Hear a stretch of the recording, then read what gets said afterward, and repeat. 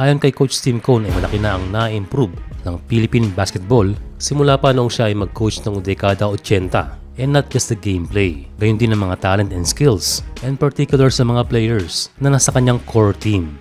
Sa interview kay Coach ng The Long Take, kanyang nabanggit ang mga generational players at nagsama-sama sa kanyang team. Sa ngayon daw ay nag-abot sila Junior Fajardo at Kai Soto. At naniniwala si Coach Tim Cone na ang kanyang point guard na si Scottie Thompson ay isang generational player. Dagdag pa ni Coach na potentially na sila Carl Tamayo at Kevin Kembao ay aabot sa puntong ito. Well, Coach Tim Cone is very fortunate dahil nangyari yan sa kanyang panahon.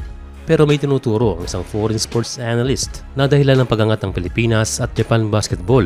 Malaking impact daw ang B-League sa pag-angat ng level of play ng Japan national team. Kahit nga itong game kontra sa France ay maraming nagsasabi na dapat Japan ang panalo.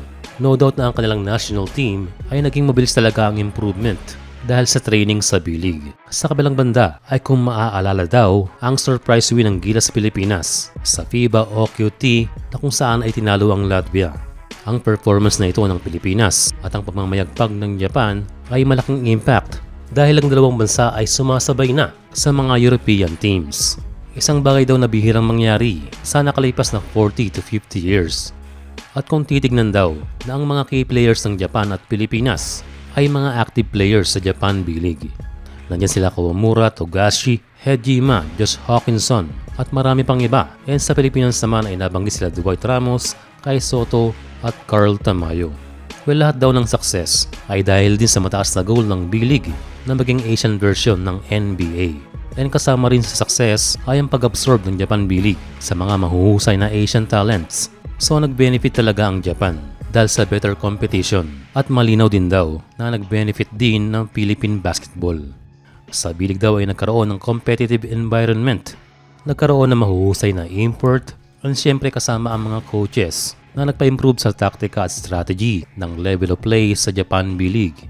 Maraming European coaches sa Japan kaya na-adapta ng mga naglalaro doon ang estilo ng Europa, kaya hindi na rin nakakagulat na malaki ang na-improve ng Japan overall. Kaya matik malaking pagbabago sa skills ng mga players. Pagdating sa business perspective daw ay nakapag-develop ang Japan B-League ng mga Asian star players na maganda rin daw ang pinakita sa international arena. Best result ay si Yuki Kawamura na nagkaroon ng NBA Exhibit 10 contract, isang produkto ng kanilang pambansang liga.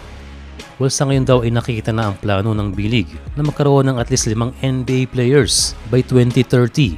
Isang mataas na pangarap na sanay tayo magkaroon din at maranasan ng Philippine basketball.